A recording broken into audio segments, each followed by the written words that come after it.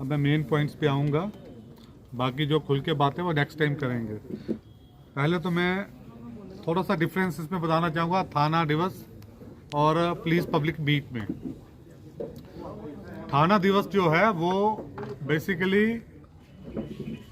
इसमें हम ये करेंगे कि प्रोमिनेंट सिटीजन्स के साथ साथ आम शहरी आए और उनकी पुलिस के रिलेटेड जो ग्रीवियंसेस हैं, जैसे ब्लॉक दिवस होता है उसमें एडमिनिस्ट्रेशन के रिलेटेड आपके जो इश्यूज हैं वो एड्रेस होते हैं। यहाँ पे पुलिस के रिलेटेड जैसे करेक्टर वेरिफिकेशन है, किसकी प्रॉब्लम नहीं हो पा रही है किसी वजह से, पासपोर्ट के रिलेटेड, सर्विस वेरिफिकेशन, कंप्लेंट्स, किसी को एफआईआर की कॉपी नहीं मिली है, और भी जो पुलिस के रिलेटेड कोई भी मुद्दे हैं डायरेक्टली जो अफेक्ट कर रहे हैं एक आम शहरी को, वो सामने आएंगे। और अगर नीचे लेवल पे नहीं हो पाया है तो हम उसी पे उसको एड्रेस करेंगे कि क्यों नहीं हो पाया, और जो भी हमारा अफसर होंगे सामने बैठे होंगे वो उसका जवाब देंगे आपके सामने। और जो पुलिस पब्लिक बीट है वो हम करते रहेंगे, जिसपे कि जो हमारे प्रोमिनेंट सिटीजन्स हैं वो अपने जो भी मुद्दे हैं उनको, अब शहर के हो गए, गाँव के हो गए, तो वो रखें और उस पर हम कॉमनली उसको, उसके लिए सोल्यूशन क्या है वो इकट्ठे बैठ के उसके लिए रास्ता ढूंढेंगे। अभी जो आज के जो इश्यूज रेज हुए हैं उसमें मेन तो कठुआ में जब भी मेरी किसी से बात हो रही है, चाहे प्रोमिनेंट सिटीजन्स हैं तो चाहे मैं प्राइवेटली पब्लिकली बात करूं, उस पर ड्रग्स का मसला आ रहा है। अब ड्रग्स का मसला जो है वो अचानक तो नहीं निकल के आया है, ठीक है। कठुआ की जो इसकी जोग्राफिकल लोकेशन है वो एक तो इंटरस्टेट बॉर्डर है, दूसरा इवन इंटरनेशनल बॉर्डर भी है, वो तो रोल प्ले कर रहा है। बट अब इस पे क्या कि सिर्फ पुलिस ही की जिम्मेवारी है या आम शहरी का रोल क्या है इसमें?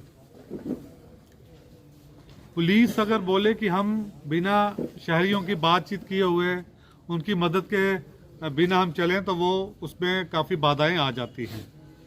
तो जो आम शहरी है वो तो पुलिस के हाथ हैं, आंखें हैं, कान हैं, उन्हीं से पता चलेगा सोसाइटी में कौन क्या कर रहा है। पुलिस वाला 2 साल के लिए आएगा, 6 महीने के लिए आएगा, जो शहरी है वो उधर का जो रहने वाला है वो तो वही रह रहे हैं, उसको बचपन से पता कौन बदमाश कौन ही है।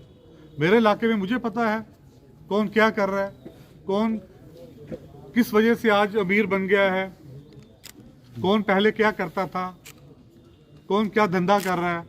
तो उस पर जब आप लोग सामने आओगे नहीं, सिर्फ यही कहोगे कि ये पुलिस की जिम्मेवारी है, तो वो जो हमारी मुहिम हमने चलानी है वो उसकी जो स्पीड है वो इतनी फास्ट नहीं रहेगी। तो मैं चाहूँगा हम एक मीडियम के माध्यम से मैं ये भी बताना चाहूँगा कि हम एक स्पेशल हेल्पलाइन चलाएंगे जो मोबाइल वाली होगी, वो लैंडलाइन नहीं होगा, और वो मोबाइल मेरे पास ही रहेगा, जिसपे कि आपको बेखौफ होकर आप कोई भी इंफॉर्मेशन है किसी भी टाइम आप शेयर कर सकते हैं उस नंबर पे। और जब तक वो नंबर नहीं एक्टिवेट होता है, मेरा मोबाइल नंबर जो है उस पर आप रात के किसी भी टाइम आप फ़ोन कीजिए, पहली नहीं तो दूसरी कॉल पे मैं उठा लूँगा। मुझे आज भी सुबह सुबह कॉल आई थी 3-4 बजे, तो मैंने अपनी पार्टी भेज दी, तो हमने पकड़ भी लिया जो भी जिसके रिलेटेड वो चीज़ थी।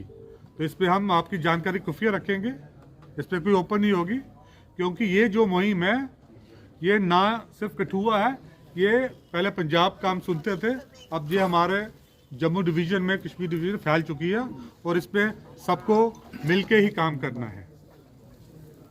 और ऐसी बात नहीं है कि पुलिस ने इसमें काम नहीं हुआ है, पिछले 1 साल में देखेंगे तो इस पर काफ़ी पर्चे लगे हैं, और जिनके आप नाम लिए जा रहे थे कुछ के, तो वो अभी उनको हमने ये पिट NDPS एक्ट के अंदर हमने अंदर भी किए हैं, जो अभी आपके ये कठुआ से 5 और 6 लोग हैं, और बाकी की भी हम तैयारी कर रहे हैं।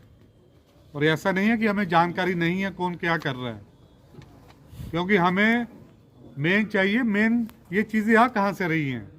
अब वो छोटे मोटे जो हैं वो 1-1, 2-2 ग्राम वाले को पकड़ के तो वो उससे काम चलेगा नहीं है, जब तक सप्लाई जो आती रहेगी। तो हमें तो सप्लाई रोकनी है, और वो सप्लाई जो है वो कहाँ से आ रही है, उस पर मैं चाहूँगा कि जो भी हमारे प्रोमिनेंट बैठे हैं ये लोगों के बीच में अपने वार्ड्स में, काउंसिल्स में जो आपकी हैं वहाँ पे अवेयर करें और बेखौफ होकर जाए। और जो काउंसलर आगे आना चाहता है, मुझे रात के 9, 10, 11, 12, 1, 2 बजे पूरा शहर में हम देखेंगे उस पर क्या है, क्योंकि कुछ इन्फॉर्मेशन जो है वो लोग देते हैं बट वो झूठी होती है। ऐसी बात नहीं है, हमें कोई भी इंफॉर्मेशन आती है हम उस पर एक्ट करते हैं, हम गश्त करते हैं। अब पुलिस की गाड़ी में जाएंगे तो उस पर तो वो काम चलेगा नहीं है।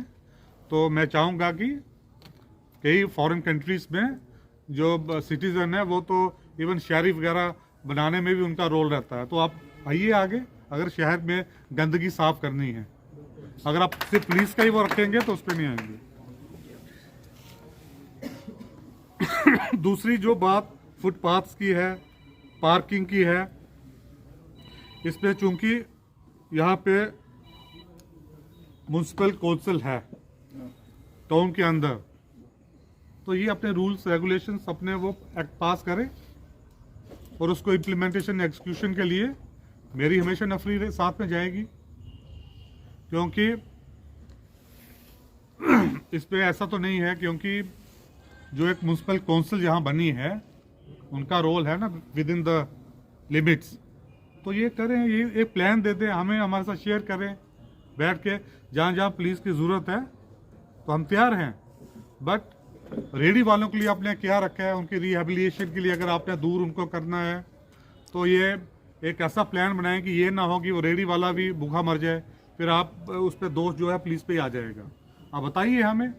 और शिफ्टिंग का है, अगर एंक्रोचमेंट हटानी है, हमारे साथ आपकी टीम, हमारी टीम आएगी, जो एग्जीक्यूटिव की तरफ से आएगी, मजिस्ट्रेट भी आएंगे और काउंसिल की तरफ से आएंगे, आप इकट्ठे मिलकर करेंगे, जिसमें कोई एक दूसरे पे आप उंगली कोई नहीं उठा सकता है। तो आप इस पे देख लीजिए शहर के अंदर जो स्ट्रे कैटल्स का है, स्ट्रे कैटल्स का तो जो म्युनिसिपैलिटीज होती हैं उनकी टीम होती है, उनकी गाड़ी होती है, वो स्ट्रे कैटल्स को लेते हैं, फिर जहाँ भी रखना है वहाँ पे जो अगला प्रोसेस है वो करेंगे। बट इस पे अगर पुलिस का ही रोल है, जिस स्ट्रे कैटल कहाँ मिल जाए तो उससे काम वो चल नहीं पाएगा। तो उस पर मदद जो है, हमारी मदद हम देने को तैयार हैं। बट आप इसका एक प्लान बना लीजिए और हमें शामिल कीजिए उसमें, हम करेंगे उस पर।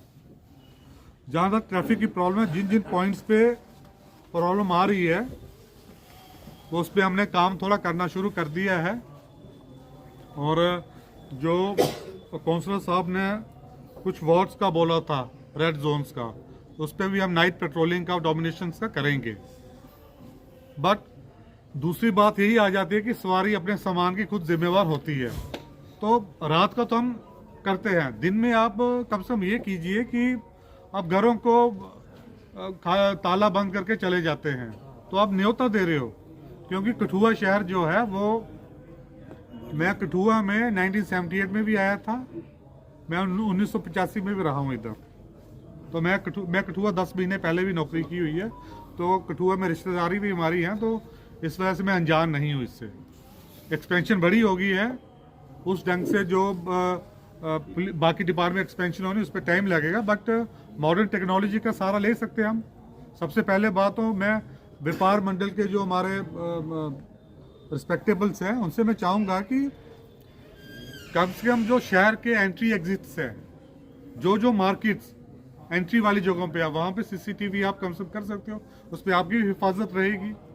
बाकी गवर्नमेंट की तरफ से, पुलिस की तरफ से जो प्लान्स बन रहे हैं वो तो आ जाएंगे, और जो मार्केट्स में चौकीदार रखने का है वो रख सकते हैं।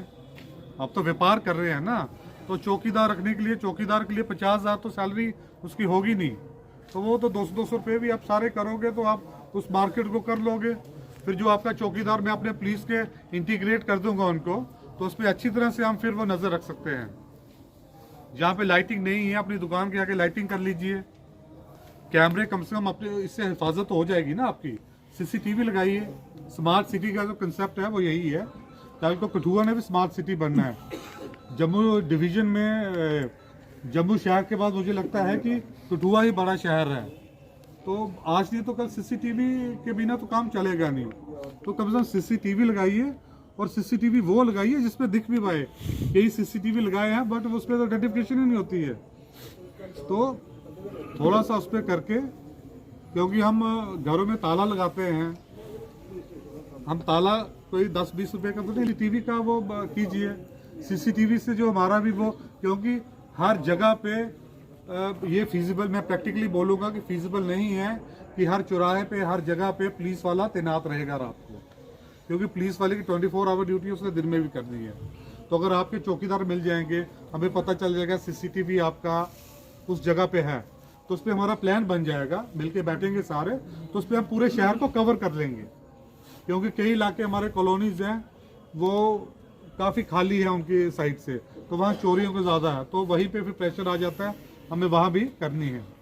और मैं दूसरा ये मैं कहना चाहूँगा, खासकर पेरेंट्स को मैं रिक्वेस्ट करूँगा कि वो जो बाइक्स हैं, जो खासकर पटाखा बाइक्स पर रात को मुझे आवाज़ आ जाती है, तो अगर हमारे उस पर हमने पकड़ ली अगर वो करते हुए, तो फिर आप सिफारिश लाओगे तो उस पर हम पूरी कार्रवाई करके ही करेंगे।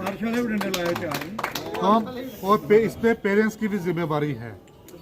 पेरेंट्स अपनी जिम्मेवारी से शिरक नहीं कर सकते हैं, तो प्लीज़ अपने बच्चों को काउंसल कीजिए, बताइए।